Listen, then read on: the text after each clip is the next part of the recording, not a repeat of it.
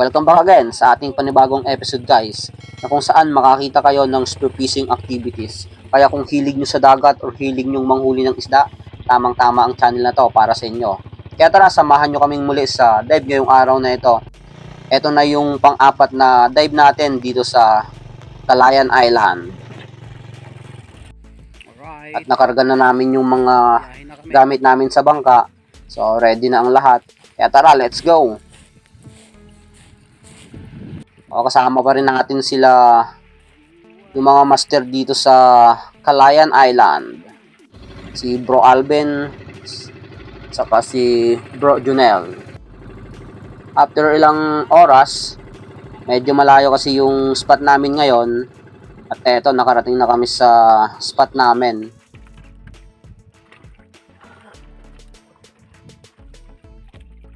So, konting pahinga lang, tapos prepare na kami ng mga gears para makadive na.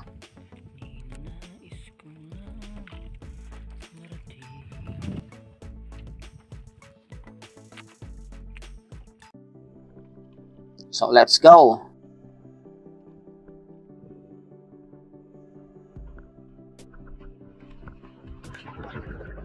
At sa pagdive namin ito, na tsempuhan namin yung magandang agos.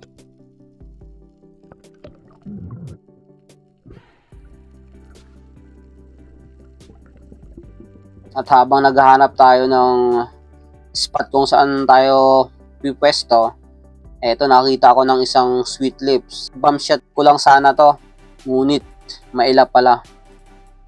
Eto, nagpapahabol. Kaya ahayaan muna natin.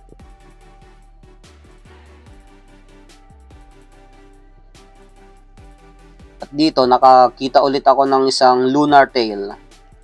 Lapu-lapo. Nandun siya sa butas. Ngunit mailap din. Kaya huwag pilitin ang ayaw. Hayaan na natin.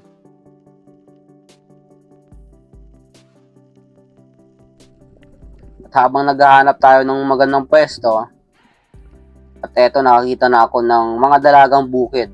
Ito kasi yung hinahanap ko na mga bait.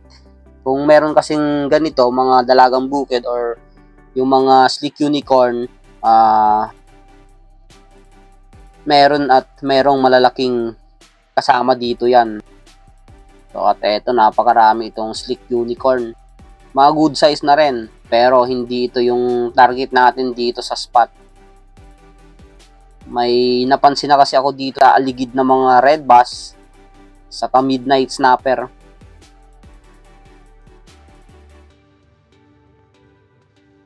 For the eyes only muna to. Ang dami nila.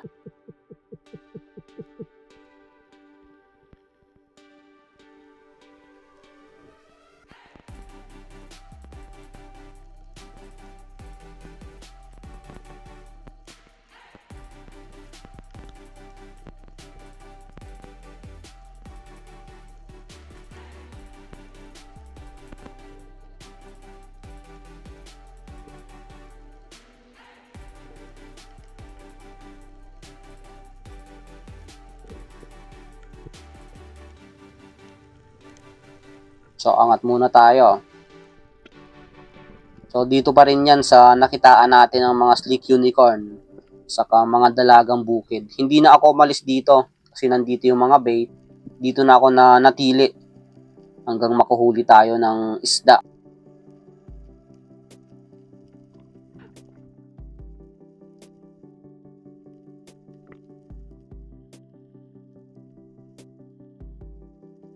At dito nga guys, pag kapwesto ko, eto, ang daming red bass na pansin ako dyan sa harap, pero malalayo pa sila. So antayin natin kung lalapit.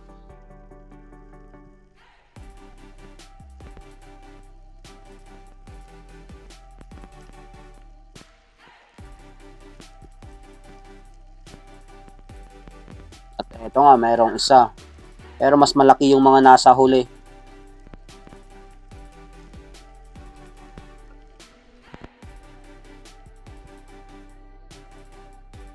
Eto, 5 piraso ata yung nasa harapan natin.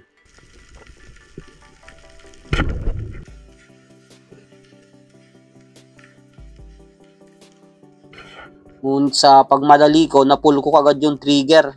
Kaya hindi tinamaan natin. Sayang. So, another dive tayo. So, paikot-ikot lang tayo dito sa spot na to. Para hindi masyadong mahalata tayo ng isda. Palipat-lipat ng pwesto. So, habang pa-drop tayo, pamasid-masid tayo sa paligid.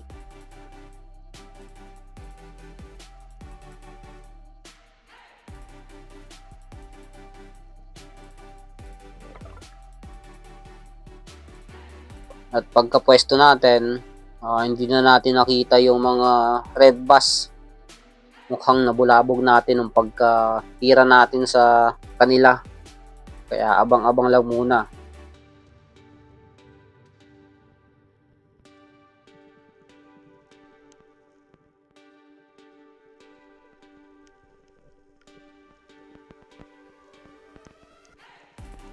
At buti na lang may isang night snapper.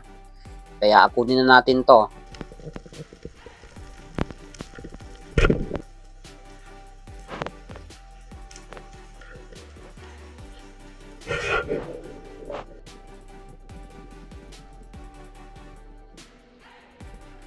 Ito yung naging unang isda natin sa spot na to. Isang midnight snapper.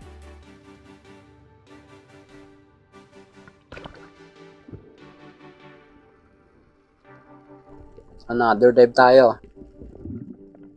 So, ang spot na to is napakababaw lang siya. Estimated ko na lalim is nasa 10 to 13 meters ng dive spot na to. Kaya kayang-kaya natin.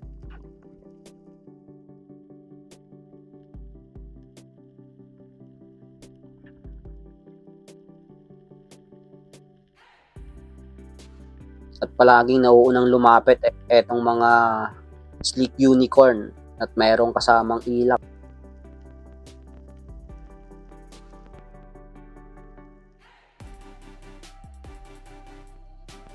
May mga big eye rin, saka itong isang red bass na napakalikot, good size na rin, pero ang bilis gumalaw.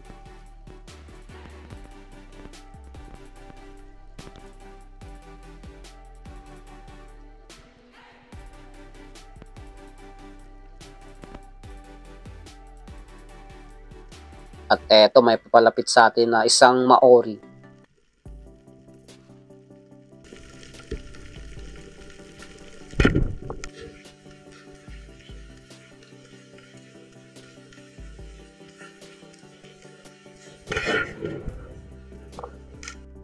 At napakaamong isda. Napakalapit na nung tinira natin.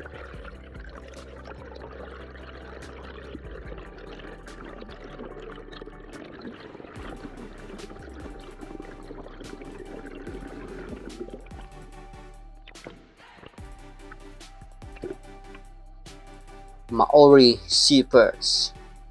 Pangalawang isda natin ngayong araw na ito.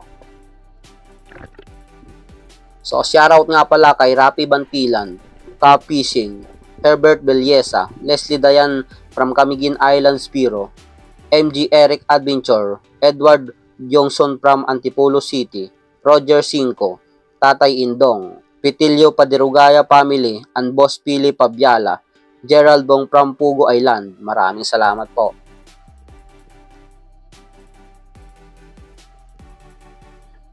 At pagkapwesto nga natin dito sa may bato, ito nandito na naman yung mga grupo ng red bass. Ang dami nila.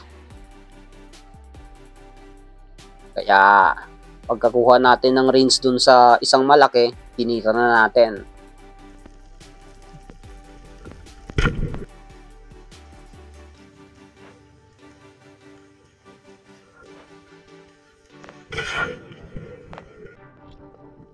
Sinuot pa sa butas yung shop natin, kaya hindi natin naangat agad yung isda.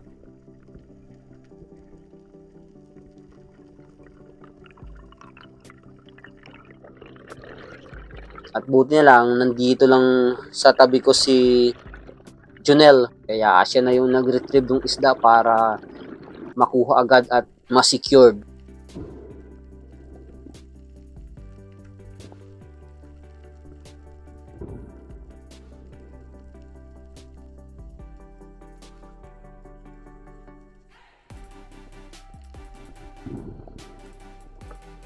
Ang tatlong isda natin, red bass, napakasarap na isda.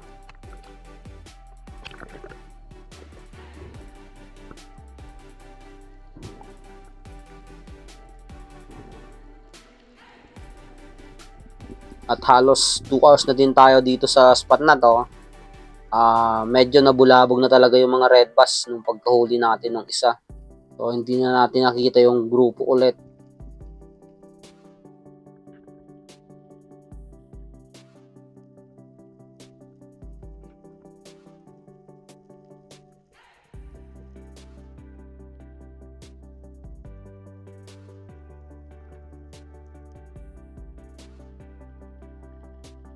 So nagbabaka sakali pa rin tayo na may makita pa or pit pa sa atin na isang red bass.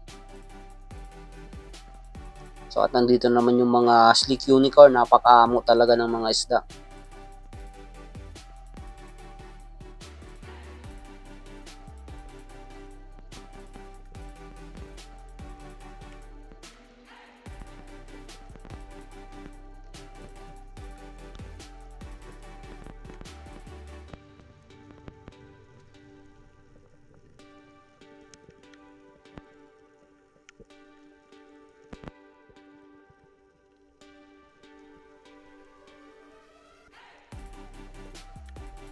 At a couple of seconds, eto may red bass na naman na palapit sa atin.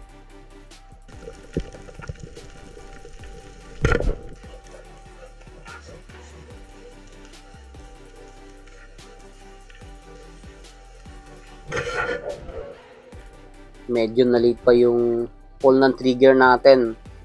Nasa buntot na yung tama pero a good shot naman siya. So tago sa line kaya hindi mapupunit.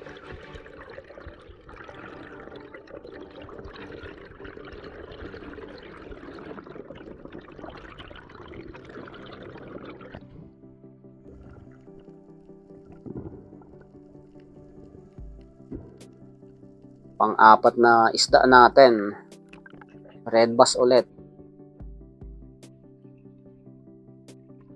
At ero na rin yung dime namin dito sa spot na to. So lumipat kami dito lang sa malapit sa pangpang na area. So hopefully na madagdagan pa yung mga huli natin. So pambawi na rin natin sa gas natin, sa gastos natin.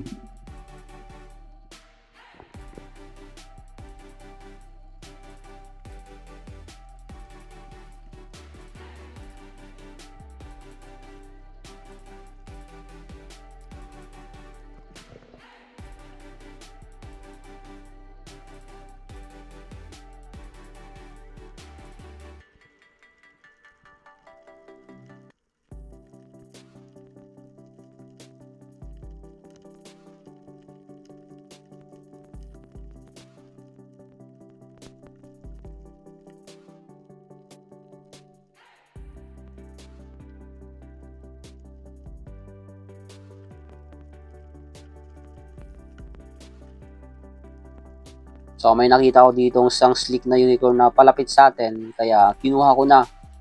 Pandagdag na rin to sa huli natin.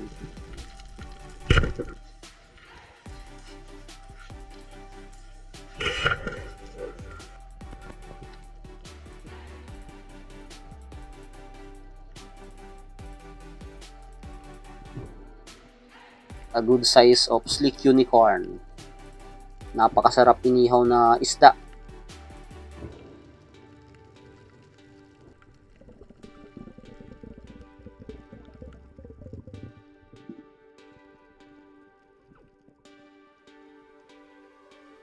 So hindi na ako dito naglipat ng pwesto. Yun na rin sa nahulihan natin ng sleek unicorn. Ang daming big eye emperor dyan sa harap natin. So try nating antayin kung lalapit pa talaga.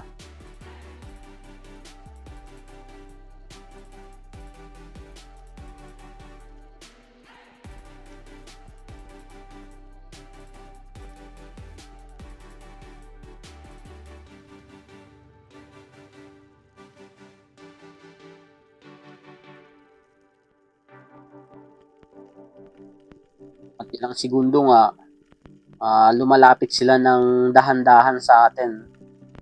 At eto, tumutok na ako sa isang target para hindi na tayo malito. Since mas malapit na siya sa atin, kaya sinusundan ko na siya ng pana.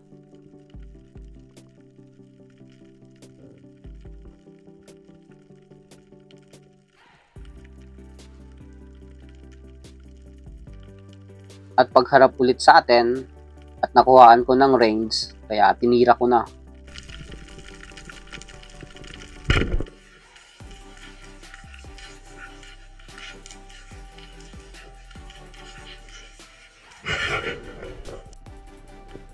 So isang isda to sa napakahirap pa lapitin. Napakatalinong isda.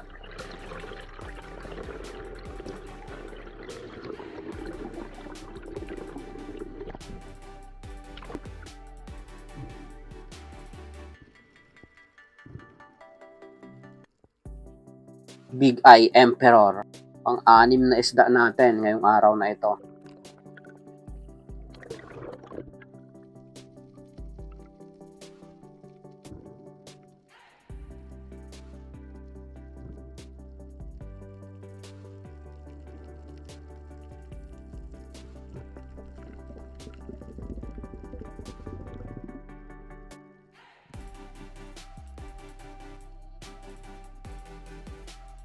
Lumipas din ng isang oras, pa rin tayo. Nakailang dive na rin dito sa spot. Kaso wala nang nagpapakita o lumalapit. Nagbabaka sakali ako dito sa last dive natin dito sa spot na to. Baka meron pang nakapaligid na malalaki.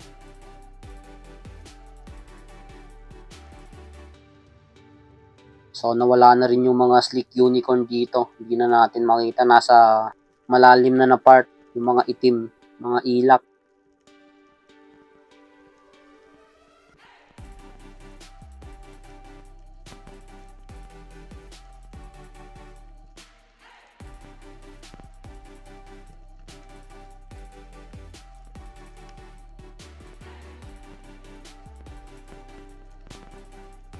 So at a couple of seconds ang nakalipas, eto may naaninag ako dito sa kaliwa ko. Kaya tinutukan ko na agad ng pana. At napaka-curious na isda. Napaka-amo.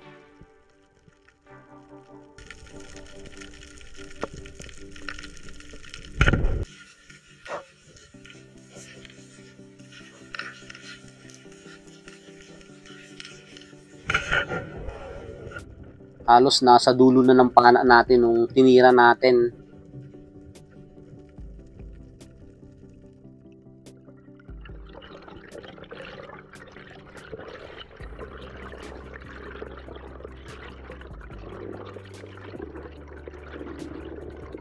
So napakalaking Maori sea perch to.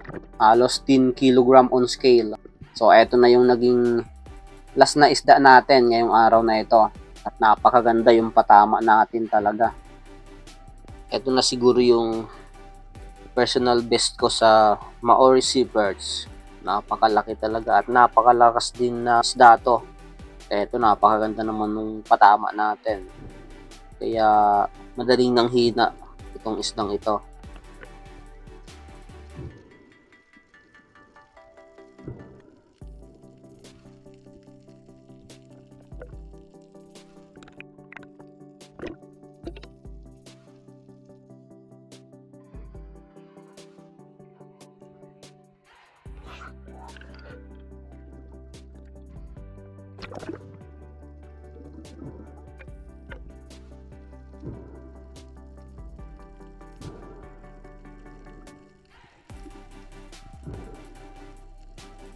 At nung tutuhugin ko na sana itong isdang ito sa stringer natin, eto ang nakita ko, bumphead parrotfish. Ang lalaki nila, nilapitan tayo. Siguro na-attract to nung pagkahuli natin itong Maori sea perch. So at umakyat talaga dito sila sa mababaw na part. So estimated ang piraso siguro nito is nasa 30 to 40 kg on scale. Ang lalaki.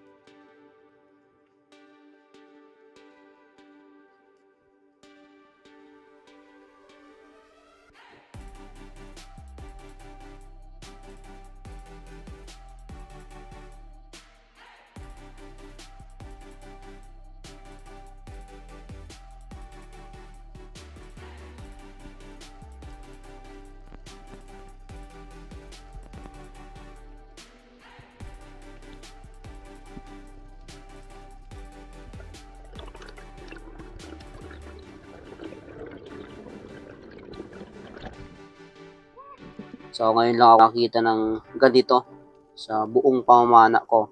So hindi naman natin to pwedeng kunin kasi endangered na species siya or ipinagbabawal sa batas na hulihin na ang mga ganitong bumphead parrotfish. Nakaka-amaze lang tingnan sila sa ilalim ng dagat at kung paano sila gumalaw. Ito na siguro yung isa sa pinakamagandang experience ko dito sa Calayan Island. Ang makita itong mga dambuhalang bumphead parrotfish.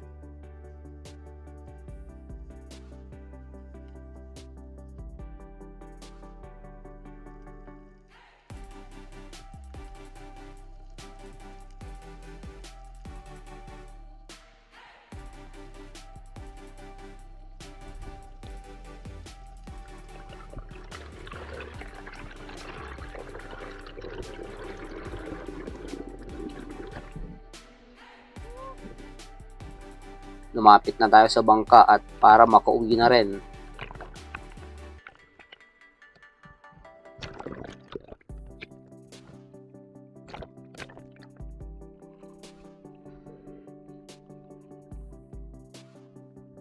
So, goods na rin itong nadagdag sa ating mga huli. Isang slick unicorn, sa big eye emperor, sa napakalaking Maoris seafirts.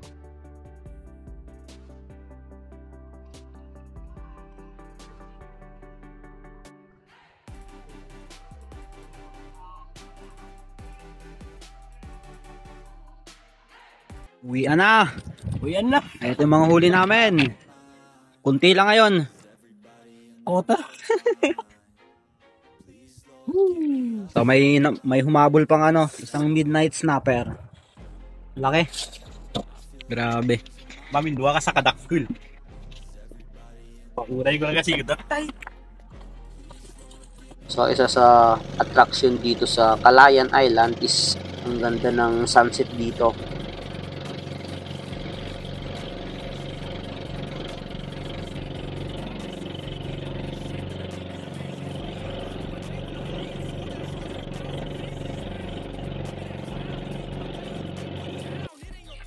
At ito yung lahat ng huli namin. Nakaapat kami na red bass, dalawang Maori seafirts, saka mga trevally, unicorn. So maraming salamat nga pala sa walang sawang nanood ng mga video natin, sa mga subscriber natin dyan, sa mga supporters na walang sawang sumusuporta sa atin. Maraming salamat po sa inyong lahat.